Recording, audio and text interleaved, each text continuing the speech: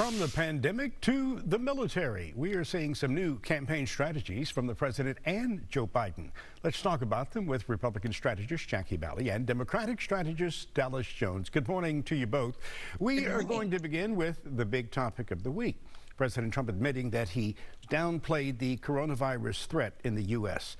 Is this going to hurt him between now and November, Dallas?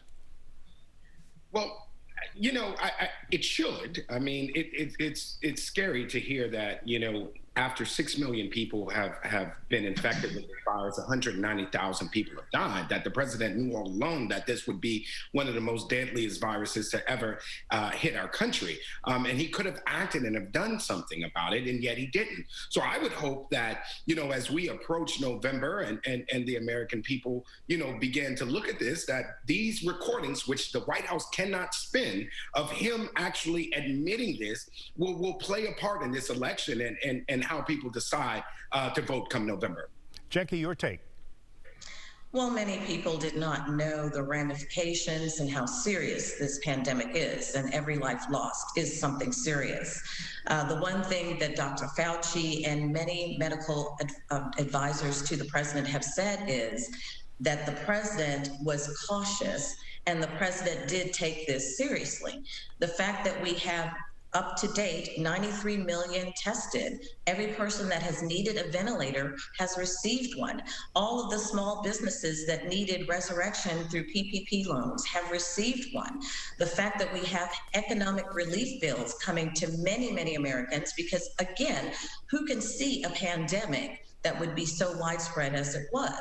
So yes, you will have many, many people on the left who will say the president ignored this, he was irresponsible. But when you look at the facts, again, 93 million people who have been tested, when you look at the facts of how quickly he did react with doctors and with health administrators, many people will realize the president was cautious, but he did act expeditiously when he knew that it was going to be an issue. Both campaigns are looking for support from the Latino community, especially after a recent poll showing that Hispanic voters in Florida's largest county slightly prefer President Trump. Now, is Mr. Biden's campaign doing enough to show working families how their lives would improve under a Biden administration? Dallas? Well, I think the Biden administration has been campaign has been actively pursuing Latino votes. There are Latinos in key leadership roles throughout the country. They have made a huge investment in Latino vote directors. There's a Latino Leadership Council, and so from the beginning, the Biden campaign has actively reached out to not only the Latino communities but all Americans through all walks of life. And so, I don't think it's anything that they're taking lightly.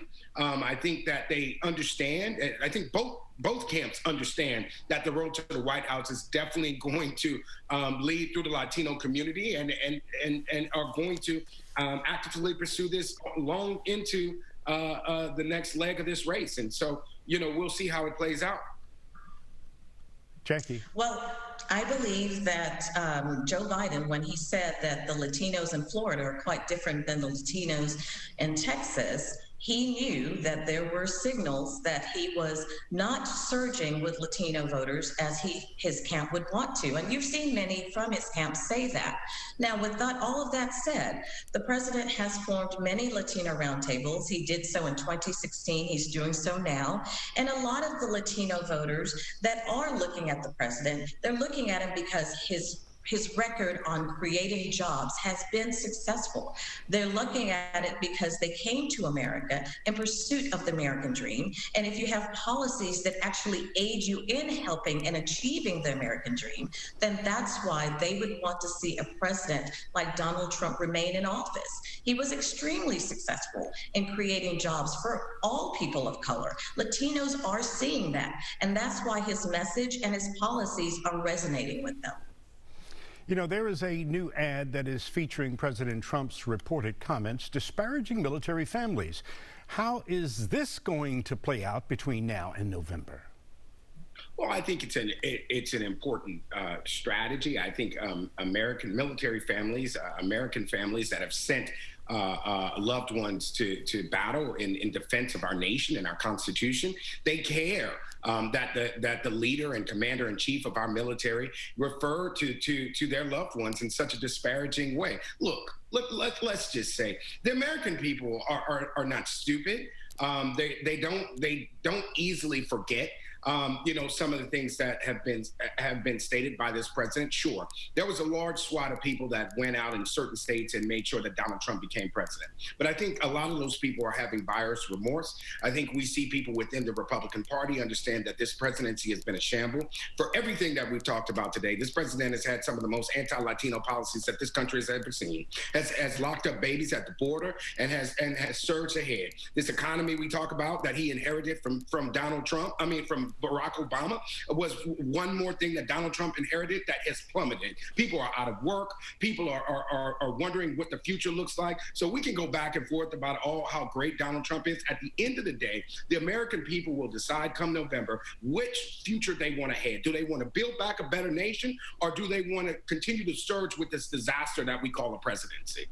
To answer your question specifically, Jose, American people know that Donald Trump is very pro-American. He's very pro-law enforcement. He's very pro-military.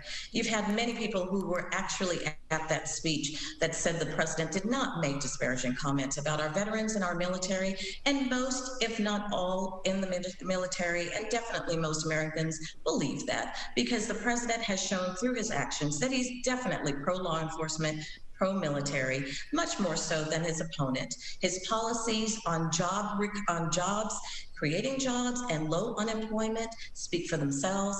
And that's why you're seeing surges in Latino voters. That's why you're seeing Latino voters looking at the president. He is the one that's going to bring us out of this mess that the pandemic put us in. And many people of color are looking at him because they know he can do it.